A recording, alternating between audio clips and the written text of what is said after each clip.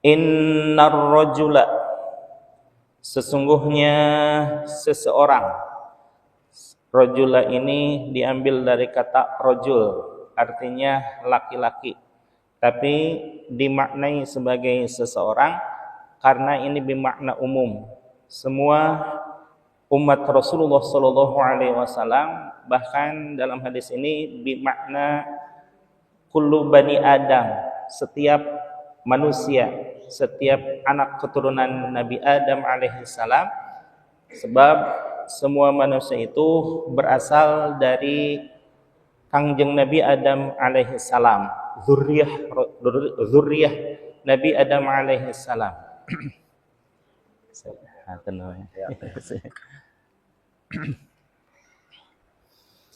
Kalau Kangjeng Nabi Adam berkedudukan sebagai Abul Bashar, bapaknya manusia secara basyariah, secara jasad. Sedangkan Nabi Muhammad sallallahu alaihi wasallam bukan Abul Bashar, karena memang beliau keturunan dari Nabi Adam alaihi salam, wabil khusus yang dekat pertengahannya adalah Nabi Ibrahim alaihi salam. Tapi beliau berkedudukan sebagai Abul Insan, bapak manusia secara rohani.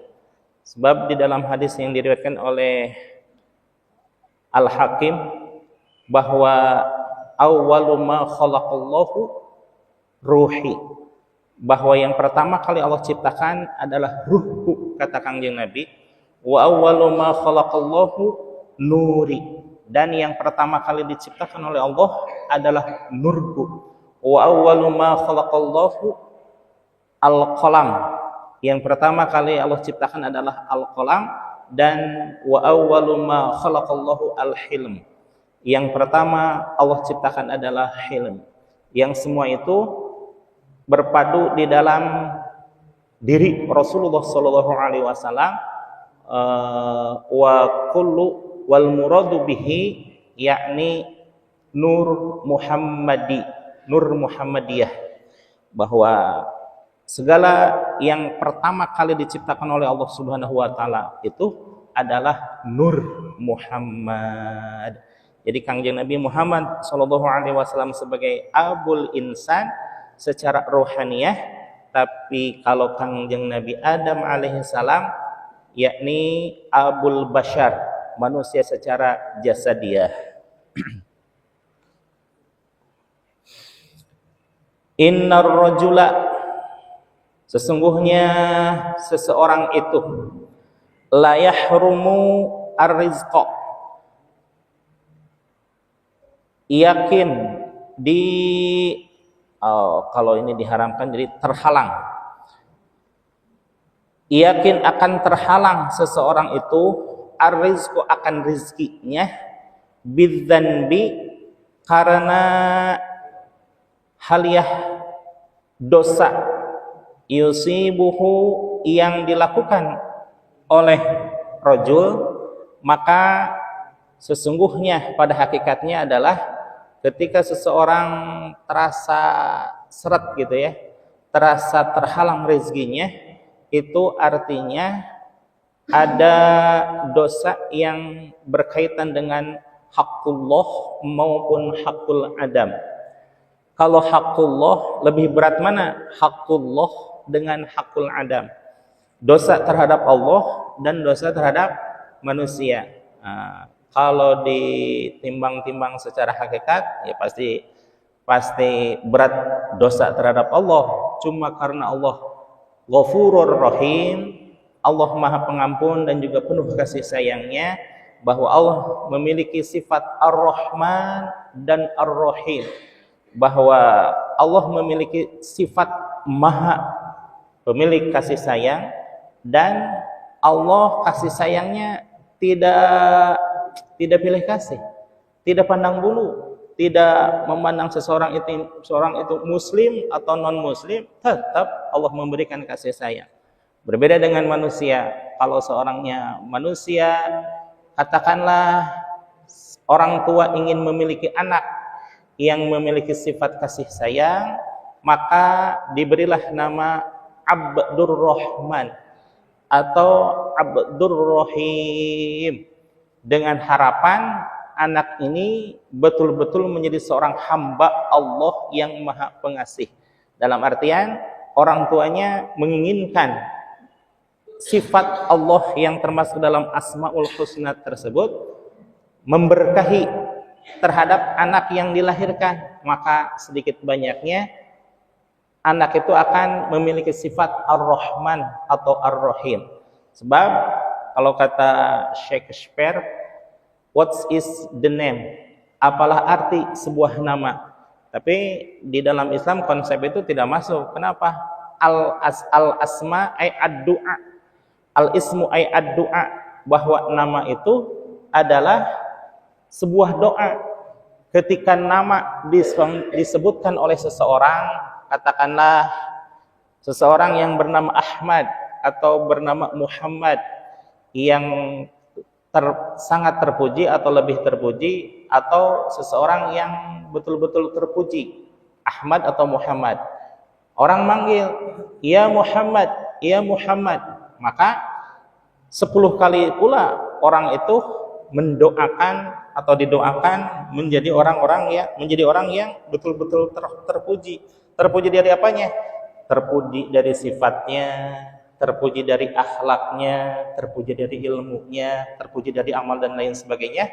Maka doa itu setidaknya kalau dipanjatkan secara terus-menerus, maka akan, ya, kalau seseorang berdoa, entah itu diijabah langsung atau diijabah tidak langsung, diijabah cepat atau diijabah tidak cepat, itu hak prerogatif Allah Subhanahu wa taala. Namun yang pasti, setiap doa pasti akan dijabah oleh Allah Subhanahu wa taala, imma di dunia, imma di akhirat. Tapi kalau seseorang konotasinya dengan nama, maka akan sedikitnya memberkahi kepada nama yang disebut. Maka di dalam Islam sangat dianjurkan orang tua memilih nama bagi putra atau putrinya yang berkaitan dengan doa harapannya, bukan dari sekedar nama saja gitu ya. Ada teman saya itu ya, saudara malah karena memang hobinya nonton bola, ada pemain yang bernama Rustu, diambillah namanya Rustu. Pemain apa itu, Spanyol kalau nggak salah ya. Nama Rustu, saya bilang, naon mang artinya Rustu? Rustu itu dia nggak sempat gelegapan juga ya. Nggak tahu lah, pokoknya itu pemain favorit saya katanya. Ya subhanallah ya, sangat disayangkan sekali kalau orang tua hanya sekedar bangga atau terkesan mengesankan seseorang bagi dirinya sendiri tanpa mengaitkan dengan doa. Walaupun ini namanya keren gitu ya, kebarat-baratan, tapi walaupun kebarat-baratan, yang penting ada doa yang tersirat, itulah doa yang terbaik. Namun yang terbaik adalah sebuah nama yang berkaitan dengan Asmaul Husna. Yang paling baik di dalam hadis Rasulullah SAW adalah seseorang yang dikaitkan dengan Rahman dan Rahimnya Allah. Cuma kalau berkaitan dengan Asmaul Husna, maka harus dikaitkan dengan memakai kait abdun atau fathun, atau kata apa yang bukan merupakan kata dari Allah, lafaz dari Allah Subhanahu wa taala. Seperti halnya fathun pembuka, fathur Rahman, fathur Rahim, abdun hamba, abdur Rahman, abdur Rahim. Sebab lafaz abdun itu adalah bagi seorang muslim merupakan gelar tertinggi. Kenapa? Kangjeng Nabi Muhammad SAW saja disebutkan oleh Allah Subhanahu wa taala di dalam surah Al-Isra itu abdun. Subhanalladzi asra bi abdihi. Sungguh Allah telah memperjalankan seorang hambanya. Seorang hamba itu bermakna Nabi Muhammad SAW. bukan bi rasulihi, bukan bi nabiyihi, tapi bi abdihi, terhadap seorang hambanya. Ini untuk mempertegas kedudukan Allah sebagai Rabbun dan kedudukan manusia sekalipun itu adalah Kangjeng Nabi Muhammad SAW, itu tetap abdun, hamba bagi Allah Subhanahu wa taala. Maka gelar yang tertinggi bagi seorang muslim adalah hamba. Hamba siapa? Hamba Allah Subhanahu wa taala.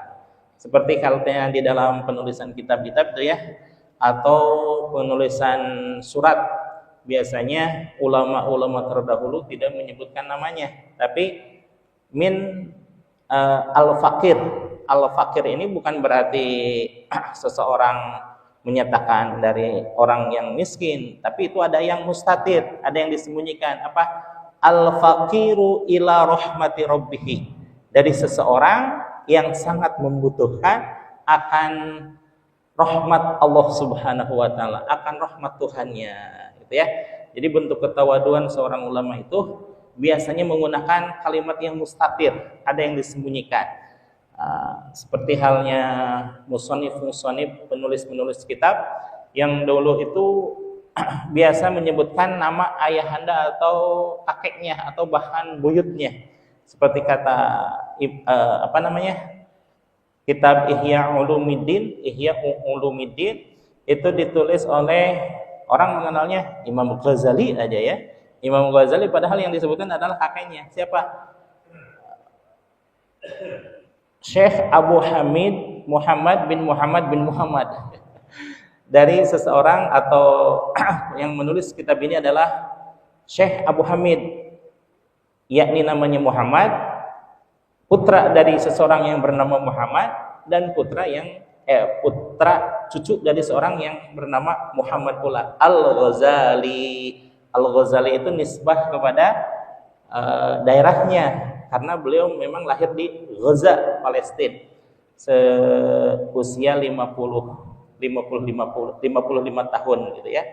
Tapi usia yang segitu mudanya, beliau subhanallah sudah melingkupi dunia ini dengan keilmuan dan kealimannya, dengan keilmuan dan amaliyahnya, sehingga saat itu satu-satunya ulama yang bergelar Hujjatul Islam yaitu adalah Imam Al-Ghazali.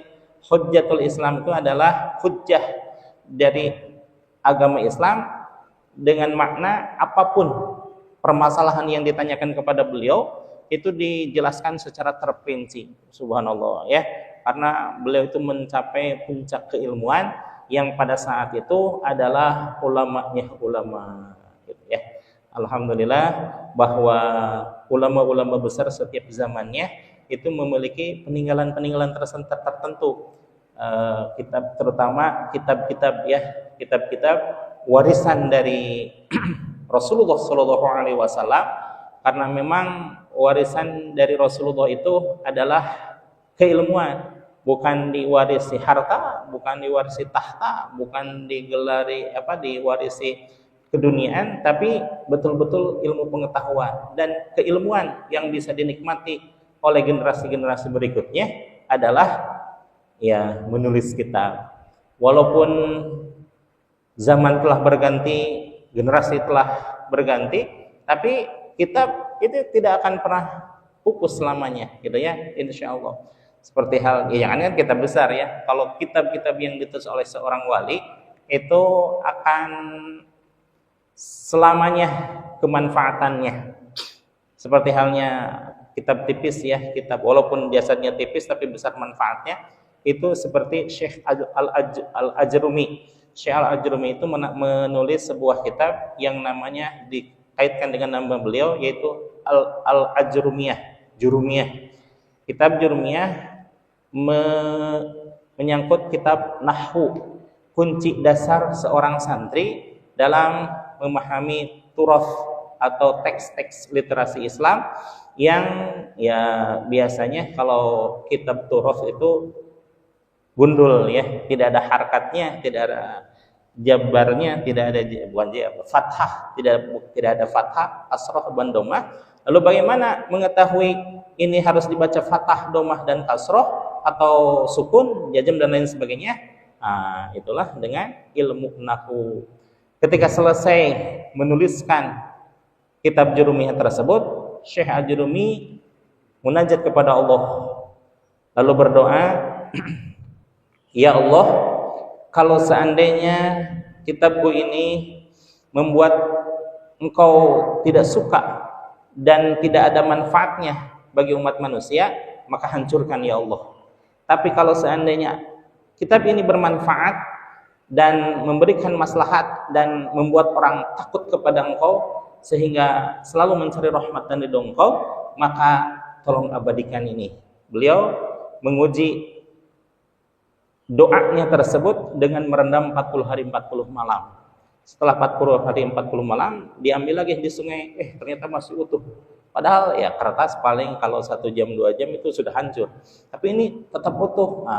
Kemudian beliau sebarkan ke berbagai tempat pengajian beliau, akhirnya menyebar ke seluruh dunia. Sampai sekarang khususnya di Indonesia ya. Oh iya, sedikit Palestina dan bukan Palestina, Thailand. Kebetulan saya udah pernah ke Fatani ya, Thailand. Itu ternyata semua juga memakai Jurumiyah. Indonesia sudah jelas Fatani menurut kabar.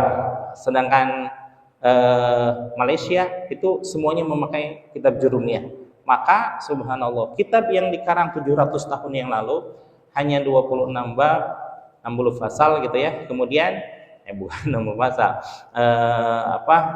Kitab tipis lah ya. Itu manfaatnya sungguh luar biasa sehingga melahirkan santri-santri, asatid, para kiai yang mampu memahami ini tuh dibaca fathah, dibaca kasroh atau dhamma. Itulah karena ditulis dengan keikhlasan dari seorang ulama. Demikian ya. Kembali ke hadis ini bahwa innar rajula la yahrumu rizqa bidzanbi yusibuhu, seseorang itu akan tertutup rezekinya karena dosa yang diperbuatnya. Di sini penjelasannya adalah la yaruddul qadar, yang tidak akan menolak sebuah takdir illa doa, kecuali dengan doa. Karena doa itu sebuah permohonan dari seorang hamba kepada Allah Subhanahu wa taala. Seseorang berdoa sesuai dengan kebutuhannya.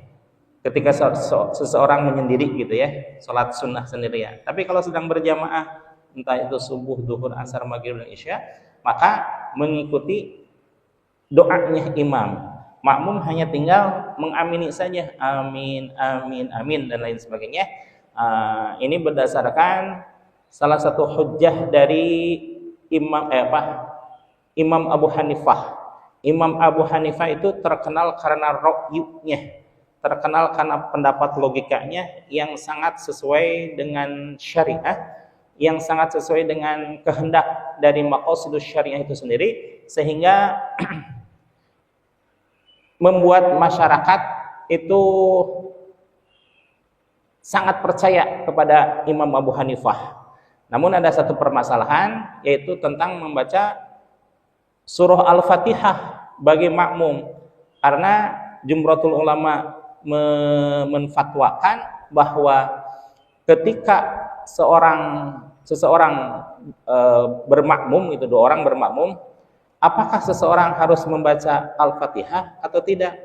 Maka jumhur ulama wajib membaca Al-Fatihah karena itu sedang rukun. Sedangkan membaca surah itu hanya dibaca oleh imam. Jadi ketika imam membaca surah Al-Fatihah, makmum hanya menyimak. Dan makmum imam ketika membaca surah, salah satu surah di dalam Al-Quran, baru bahwa imam membaca membaca Al-Fatihah. Lalu pertanyaannya dari orang-orang yang sejaman dengan Imam Abu Hanifah, lah kalau begitu kurang fadiliyahnya katanya, karena tidak membaca salah satu surat di dalam Al-Quran.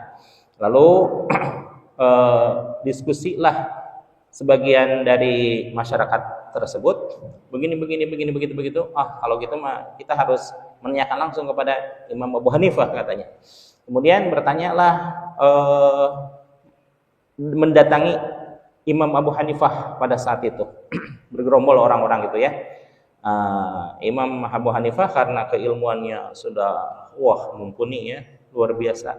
Ulamanya ulama pada saat itu. Kemudian menerima rombongan tersebut. Orang-orang tersebut, wahai imam, saya mau bertanya, wahai imam, gini nih. Itu kan yang bertanya banyak kan, kata Imam Abu Hanifah. Sudah sendirian saja yang berbicara, siapa juru bicaranya? Ya udahlah, salah satu si A misalkan. Kemudian imam bertanya, apakah engkau sekalian menyerahkan kepada orang ini untuk menjadi juru bicara? Ya, katanya. Kata Imam Abu Hanifah, ya ini buktinya katanya. Ketika seseorang mengangkat imam, maka dia menjadi juru bicaranya. Dan kalian pun menyerahkan kepada orang ini, percaya apa yang akan disampaikan. Bukankah itu sama dengan sholat? Begitu langsung. Belum juga bertanya, sudah langsung mengenai jawabannya gitu ya. Nah, itulah kekuatan logika dari Imam Abu Hanifah yang mengetahui permasalahan hanya dengan membaca situasi gitu ya. Betapa hebat Imam Hanafi yang salah satu tabi'in itu berguru kepada para sahabat namun belum sempat bertemu dengan Rasulullah sallallahu alaihi wasallam. Jadi Imam Abu Hanifah itu termasuk kalangan tabi'in yang orang yang beriman dan meninggal dalam keadaan muslim tapi belum sempat bertemu dengan Rasulullah sallallahu alaihi wasallam.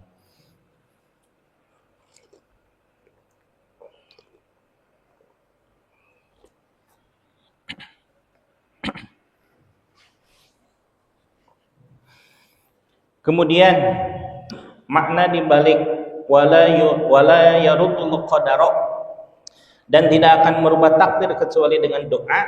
Salah satu adalahnya bahwa orang yang berdoa itu menggunakan lafaz tertentu.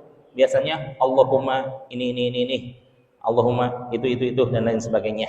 Tapi ada juga doa ini berfungsi untuk menggantikan ibadah tertentu. Salah satu contoh, ketika seseorang membaca surah As-Sajdah, bukan surah As-Sajdah, ayat sajadah, ayat sujud gitu ya, maka seseorang melaksanakan disunnahkan melaksanakan sujud tilawah. Sujud tilawah itu karena seseorang membaca ayat tentang sujud. Kemudian kalau seandainya tidak sempat atau lagi tadarus cepat-cepat di dalam membaca Al-Quran, kalau seseorang boleh menggunakan pilihan ini, bisa membaca surah Sajdah, membaca sujud tilawah, atau membaca zikir tertentu yang itu adalah setara dengan sujud tilawah. Apa bacaannya? Subhanallah walhamdulillah wala ilaha illallah wallahu akbar wala haula wala quwwata illa billahil aliyyil azim. Itu untuk mengganti ibadah tertentu yang setara dengan ibadah itu tapi tidak sempat untuk dilaksanakan. Kan kalau sujud tilawah harus sujud dan membaca bacaan tertentu, kemudian kalau sekedar membaca mah hanya subhanallah walhamdulillah wala ilaha illallah wallahu akbar wala haula wala quwwata illa billahil aliyyil azim. Lalu apa lagi? Yakni tahiyatul masjid. Tahiyatul masjid pun kalau misalkan gitu ya, kita sudah terbiasa melaksanakan tahiyatul masjid sebelum adzan berkumandang. Karena keadaan tertentu kita ternyata telat datang ke masjid, yang di masjid sudah iqomah, yang otomatis itu harus langsung melaksanakan berjamaah. Bagaimana solusinya? Karena kita sudah terbiasa melaksanakan tahiyatul masjid, namun keadaan tertentu tidak memungkinkan, karena memang setelah Allahu Akbar, asyhadu an la ilaha illallah, asyhadu anna Muhammadar Rasulullah, hayya 'alas shalah, hayya 'alal falah, qad qamatis shalah. Sungguh salat akan segera dimulai. Itu maksudnya qad qamatis shalah dalam pembacaan iqamah, maka tidak ada ibadah yang lebih utama ketimbang salat berjamaah. Nah, itu ya. Nah, otomatis kita tidak bisa melaksanakan tahiyatul masjid ya, maka diganti tahiyatul masjid tersebut dengan bacaan subhanallah walhamdulillah wala ilaha illallah wallahu akbar wala haula wala quwwata illa billahil aliyyil azim. Di dalam aturannya itu dibaca 3 kali, namun kalau hanya sempat 1 kali itu pun sudah mencukupi. Lalu bagaimana dengan berdoa?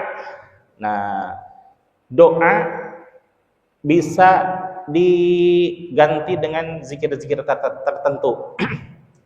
Kalau seandainya, ya mohon maaf, mohon izin, seseorang sedang melaksanakan riyadhah zikir. Zikir itu yang sekian ribu gitu ya, setiap ba'da salat dilaksanakan dengan penuh keikhlasan sehingga dia lupa atau tidak sempat untuk berdoa kepada Allah Subhanahu wa taala. Di dalam hadis dikatakan bahwa orang yang berzikir maka akan mendapatkan apa yang dari doanya melebihi apa yang didoakannya. Dalam artian kalau seorang senantiasa berdoa, kemudian suatu saat dia tidak bisa berdoa karena keadaan tertentu, misalkan harus membaca zikir-zikir gitu ya, maka Allah akan memberikan apa yang dia minta melebihi apa yang dia minta gitu ya. Subhanallah ya. Maka ini menjadi kabar gembira bagi orang-orang yang sedang mendekatkan diri kepada Allah Subhanahu wa taala, belajar untuk mendekatkan diri kepada Allah itu dengan memperbanyak zikir. Dikatakan bahwa orang yang tidak meminta kepada Allah itu adalah orang yang sombong, betul. Tapi kalau seseorang sibuk dengan zikirnya sehingga melupakan atau tidak sempat untuk berdoa, maka itu tidak menjadi masalah. Bahkan di hadapan Allah, orang ini telah melaksanakan suatu amalan yang melebihi dari amalan biasanya, gitu ya. Nah, kemudian bagaimana kalau seandainya seseorang terbiasa melaksanakan doa kunut, kan doa kunut itu pun ibadah gitu ya. Nah, kalau seandainya seseorang melaksanakan sholat subuh terbiasa untuk melaksanakan kunut, entah itu diimami oleh orang yang bermazhab Syafi'i atau memang karena dirinya ya sudah terbiasa gitu ya. Kemudian suatu saat tertentu dia sedang bepergian, kemudian melaksanakan sholat subuh, kebetulan imamnya tidak membaca doa kunut, sama aja gitu ya. Doa kunut ada dalilnya, doa yang tidak memakai doa kunut pun ada dalilnya. Salah satu hadis yang dipegang oleh Imam Syafi'i adalah bahwa Rasulullah SAW dinyatakan yaqnatu Rasulullah SAW wa kana Rasulullah SAW yaqnatu hatta faraqad dunya. Rasulullah SAW melaksanakan doa kunut, membaca doa kunut sampai berpisah dengan dunia ini, sampai meninggal. Nah, itu salah satu hadis yang digunakan oleh Imam Syafi'i. Lalu bagaimana kalau seandainya kita dalam keadaan tertentu tidak bisa melaksanakan? Jangan melaksanakan doa kunut sendiri, karena di situ tidak diperkenankan ya. Kalau seandainya imam tidak membaca doa kunut, maka sebagai gantinya doa kunut tersebut sama zikirnya dengan yang tadi, subhanallah walhamdulillah wala ilaha illallah wallahu akbar wala haula wala quwwata illa billahil aliyyil azim. Itu mah 1 kali juga sudah mencukupi. Nah, ini susunannya beda ya. Subhanallah walhamdulillah, kalau dalam zikir mah Allahu akbar gitu ya. Tapi kalau ini la ilaha illallah dulu, subhanallah walhamdulillah Subhanallah walhamdulillah wala ilaha illallah wallahu akbar. La ilaha illallah dulu baru Allahu akbar. Diakhiri dengan wala haula wala quwwata illa billahil aliyyil azim. Jadi ada beberapa zikir tertentu untuk mengganti ibadah tertentu yang tidak memungkinkan untuk dilaksanakan. Apalagi doa kunut nih ya. Doa kunut, jangan pernah sekali-kali kita membaca doa kunut kalau diimami oleh seseorang yang tidak membaca doa kunut. Tidak membaca doa kunut sah, membaca doa kunut sah menurut siapa imam yang diikutinya. Tapi bagi kita, hadis yang menjelaskan tentang keutuhan sholat itu adalah yang diriwayatkan oleh Imam Bukhari. Bagaimana pernyataannya? Ju'ilal imam liyutamma bihi. Dijadikannya imam itu untuk diikuti. Kemudian fa idza kabbara fayukabbiru. Apabila imam bertakbir, maka bertakbirlah semuanya. Fala yukabbiru hatta kabbara. Dan jangan engkau sekalian bertakbir sampai imam itu sudah bertakbir. Jadi yang namanya ngikut itu sudah melaksanakan imam, baru kita melaksanakan. Bahkan di dalam aturan fikih yang tekstual aslinya gitu ya, tidak boleh seseorang bergerak setelah baru sebelum mendengar kata bar dari Allahu Akbarnya imam. Contoh, ketika imam tahiyatul takbir, bukan tahiyatul takbir gitu ya, Allahu Akbar, nah, baru makmum berniat usolli atau apalah gitu ya, usolli fardhu subhi rakaataini ma'mumal lillahi ta'ala. Baru kemudian imam sujud ruku misalkan, Allahu Akbar, baru makmum mengikuti Allahu Akbar sambil menggerakkan. Jangan menggerakkan dulu dan mengucapkan itu sebelum selesai sempurna bacaan barnya imam gitu ya. Nah, makanya itu imam disunahkan, dianjurkan untuk mengakhirkan takbir Allahu Akbarnya setelah hampir selesai. Seperti halnya, mohon maaf tadi gitu ya, ketika sujud kemudian akan berdiri untuk rakaat yang kedua, imam itu dianjurkan untuk berdiri dulu atau hampir berdiri, baru mengucapkan Allahu Akbar. Jadi ketika bar itu sudah sempurna berdirinya gitu ya. Nah, itu sunnah di dalam berimam untuk mengakhirkan kalimat takbir ketika berpindah kepada rukun selanjutnya. Misalkan i'tidal, ruku, sujud, maka semuanya untuk melaksanakan didahulukan, baru makmum untuk melaksanakannya. Dalam keterangan hadis tersebut masih lanjutannya gitu ya. Wa idza raka'a fayarka'u.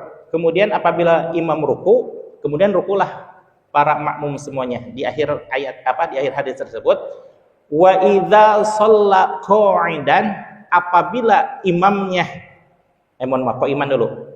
Wa idza shalla qa'iman, apabila imam melaksanakan salat sambil berdiri, fasallu qa'iman, maka salatlah makmum sambil berdiri. Nah, di akhir.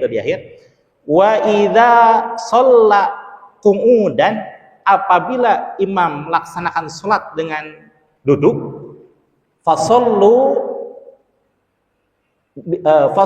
qu'udan, maka makmum sekalian melaksanakan salat sambil duduk. Nah, ini pilihan ya. Kenapa Rasulullah menyatakan seperti itu? Itu untuk menyatakan betapa kedudukan imam itu mempertanggungjawabkan jamaahnya di hadapan Allah dunia dan akhirat. Maka itu sebenarnya kedudukan imam itu berat ya. Nah, kemudian pilihannya ketika Rasulullah SAW sakit demam menjelang wafatnya, Nabi Muhammad SAW tidak menjadi imam, tapi yang menjadi imam siapa? Sayyidina Abu Bakar. Rasulullah SAW mempersilahkan Sayyidina Abu Bakar. Yang saat itu Sayyidina Abu Bakar tidak sanggup, karena diperintah oleh Rasulullah, ya beliau dalam keadaan terpaksa mengimami sholatnya Rasulullah SAW dengan sangat bergetar, dengan sangat kejadian yang tidak pernah terlupakan oleh Sayyidina Abu Bakar. Salah satunya adalah ketika disuruh menjadi imam. Yang saat itu salah satu makmumnya adalah Rasulullah SAW. Bagaimana tuh ya? Seorang misalkan ya, seorang kopral harus mengimami seorang jenderal yang sangat senior, jelas sekedar gitu ya. Atau seorang santri yang harus mengimami imam sholatnya kiainya misalkan, jelas sekedar itu ya. Tapi saya di berbagai pesantren justru pak kiainya itu mempersilahkan santri senior untuk menjadi imam, dan kiainya itu di pojok terakhir tuh ya, sebelah kanan pojok terakhir itu. Setiap pesantren kiainya seperti itu. Yang terakhir ya di Tasikmalaya gitu ya. Kenapa kiainya mempersilahkan kiai senior untuk mengimami, bukan dirinya? Ternyata itu adalah kaderisasi bahwa kiai tersebut mempersilahkan suatu saat santri-santrinya berkesempatan untuk menjadi imam, menjadi pemimpin di masyarakat, jadilah pemimpin karena sudah terbiasa. Beda dengan seseorang yang belum terbiasa tiba-tiba jadi pemimpin. Ya akan keder lah gitu ya. Ya seperti kita lihat seseorang yang belum pernah memimpin tiba-tiba jadi wakil PBB misalkan ya. Pasti akan keder gitu ya. Karena kemampuan tidak sesuai dengan tidak sesuai dengan kapasitasnya gitu ya. Kedudukan tidak sesuai dengan kapasitasnya. Nah, alhamdulillah itu adalah pilihan bagi kaum muslimin wal muslimat ketika seseorang untuk melaksanakan faida sholat wa idza sholat qu'udan fasallu qu'udan. Apabila imam melaksanakan sholat dengan duduk, maka laksanakan sholat secara duduk. Tapi dalam kenyataan, itu hadis yang diriwayatkan oleh Imam Bukhari. Tapi pada kenyataannya bahwa Rasulullah SAW mempersilahkan Sayyidina Abu Bakar untuk menjadi imam di saat beliau sedang mengalami sakit hebat, sakit demam yang hebat yang mengakibatkan beliau wafat. Berarti sudah beberapa hari, kan dikatakan Rasulullah sakit itu 3 hari. 3 kali 5 berarti 15 kali Sayyidina Abu Bakar melaksanakan sholat menjadi imam. Bagaimana kita selaku umat Rasulullah? Di dalam hadis Rasul menyatakan harus sesuai dengan imam.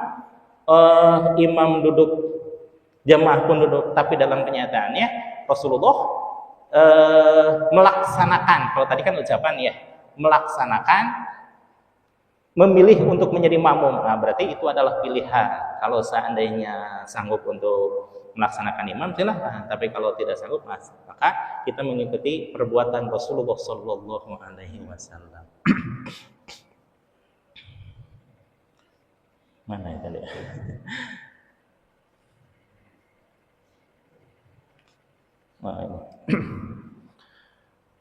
La yuradul qadara illa bid-du'a. Tidak akan mampu untuk merubah takdir kecuali dengan doa, kekuatan dan keikhlasan doa. Wala yazidu fil umri, dan tidak akan menambah akan bilangan umur illa albirru, kecuali dengan kebaikan. Ini pun perlu kita pertegas kembali bahwa di dalam Al-Qur'an Allah menyatakan idza jaa ajaluhum fa idza jaa ajaluhum la yastakhiruna sa'atan wa la yastaqdimun. Maka apabila ajal sudah ditentukan, tidak ada seorang pun yang bisa memajukan maupun memundurkan barang sedetik pun. Namun di dalam hadis banyak yang menyatakan bahwa seperti ini redaksinya ya, salah satunya La yazidu fil umri illa albirru. Tidak ada penambahan di dalam umur kecuali kebaikan. Di sini ada dua makna. Menambah umur itu dalam artian menambah keberkahan usia kita. Yang asalnya, mohon maaf. Misalkan saya ditakdirkan Allah berusia 50 tahun.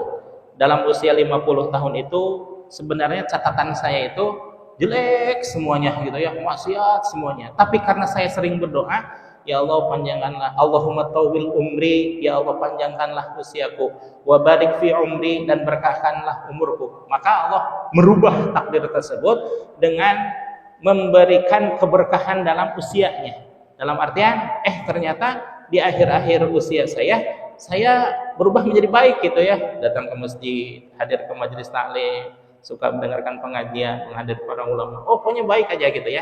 Nah, itu dalam artian Allah memberikan keberkahan melebihi sebetulnya garis yang sudah ditentukan. Atau memang dalam tekstualnya seperti itu, bahwa Allah betul-betul memanjangkan usia seseorang yang harusnya 50 pas, ternyata Allah memanjangkan 52 misalkan. Apakah boleh? Ya itu hak prerogatif Allah gitu ya. Segala sesuatu juga milik Allah, maka Allah bebas untuk merubah takdirnya. Sebagaimana Allah Subhanahu wa taala mempersilahkan Nabi Muhammad SAW untuk mempercepat atau memperlambat usianya. Bagaimana itu? Dengan mengatakan kepada malaikat Jibril, silahkan kau datang ke Nabi Muhammad SAW, tanyakan kepada beliau apakah beliau ingin menemuiku ataukah ingin bersama umat. Dalam artian, apakah Rasulullah boleh untuk meninggal pada saat itu atau ingin tetap membina umat? Ternyata Rasulullah SAW karena sangat rindunya kepada Allah, beliau memilih untuk sesuai dengan ketentuan Allah, yakni meninggal pada saat itu. Subhanallah ya. Ini banyak para ulama yang karena kerinduannya, belum dulu ke Allah ya, ini kerinduannya kepada Rasulullah SAW, bahwa memilih untuk meninggal. Dan itu pun sama ketika Allah Subhanahu wa taala mempersilahkan Nabi Muhammad SAW mengkabari kepada Sayyidina Utsman untuk mempercepat atau lambatnya. Bagaimana kisahnya? Ketika Sayyidina Utsman dikepung di rumahnya dalam keadaan berpuasa dan juga keadaan memegang mushaf Utsmani saat itu, Rasulullah dikabarkan dalam satu hadis muncul di jendelanya Sayyidina Utsman sambil mengatakan, "Wahai Utsman, apakah engkau suka untuk berbuka puasa bersamaku atau engkau memilih untuk selamat dari kepungan ini?" Sayyidina Utsman tentu saja karena sudah sangat rindu kepada Rasulullah SAW, bukan karena mertuanya, bukan, tapi karena kecintaannya kepada Allah, cinta karena Allah kepada Rasulullah SAW. Tidak, wahai Rasul, aku memilih untuk buka puasa bersama engkau di alam kubur. Subhanallah ya, luar biasa itu ulama-ulama. Jadi ayat yang menyatakan faida jaa ajaluhum la yastakhiruna sa'atan wa la yastaqdimun, itu untuk masyarakat umum. Secara umum memang Allah menentukan ajal itu dalam batas tertentu, tapi bagi orang-orang tertentu boleh untuk memilih. Seperti halnya guru saya di Jawa, ketika padahal beliau dengan kasyafnya beliau usianya udah hampir menjelang wafat gitu lah ya. Pada saat itu beliau berdoa, "Ya Allah, aku ingin melihat putraku memimpin pesantren. Tolong tangguhkan dulu ajal saya." Ditangguhkan. Betul-betul ketika putranya dikukuhkan untuk memimpin sebuah pesantren, beliau, "Ya Allah, aku ikhlas menemui engkau saat ini." Langsung meninggal. Subhanallah ya. Jadi jangankan Rasulullah, jangankan para sahabat, jangankan para ulama terdahulu, ulama-ulama saat ini pun Allah perkenankan untuk orang-orang tertentu, untuk orang-orang soleh tertentu, untuk menangguhkan ajalnya sesuai dengan keinginan yang luar biasa ya. Bahwa Allah itu sangat tawadhu, kalau boleh dibilang tawadhu ya. Tawadhu mempersilahkan orang melawan takdirnya, bukan melawan, menangguhkan takdirnya. Jangankan seperti itu ya, Allah Subhanahu wa taala mengalahkan ketentuan syariatnya seseorang untuk berpuasa, tapi terkalahkan dengan orang yang melakukan safar. Misalkan saya gitu ya, melakukan safar, orang yang banyak maksiat kepada Allah, tapi saya ketika berpuasa harus datang kemana gitu ya, ke orang tua. Allah menghapuskan, syariatnya boleh untuk tidak berpuasa, tapi diganti dengan puasa yang lain. Bayangkan ya, Allah yang maha penguasanya penguasa, seluruh jagat raya ini milik Allah, tapi Allah betapa tawaduknya mempersilahkan orang untuk melaksanakan hajat dan untuk meninggalkan syariatnya. Luar biasa ya. Jadi ini itibar bagi kita sekalian, ketika kita melihat suatu hukum itu tidak kaku, jangan tekstual seperti itu ya, tapi dibaca sehingga kemaslahatanlah yang terjadi. Sebagaimana Sayyidina Umar ketika menemukan seorang pencuri, yang pencuri itu kata Rasulullah SAW,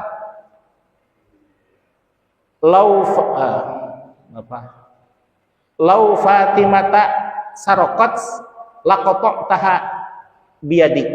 Kalau seandainya Fatimah binti Muhammad kedapatan mencuri, maka sayalah yang akan memotong tangannya dengan tanganku sendiri. Tapi subhanallah, hukum itu artinya saklek bagi yang itu. Tapi ketika melihat itu, ketika mencari akal permasalahannya, ternyata pencuri itu mencuri hanya untuk sekedar makan keluarganya yang sudah tidak makan berhari-hari. Maka jangankan dipotong, malah dikasih gandum berkarung-karung. Itulah keadilan Sayyidina Umar, sehingga menghasilkan hukum yang berkeadilan dan hukum yang humanisme. Demikian yang dapat saya sampaikan. Mohon maaf ya, satu hadis ya.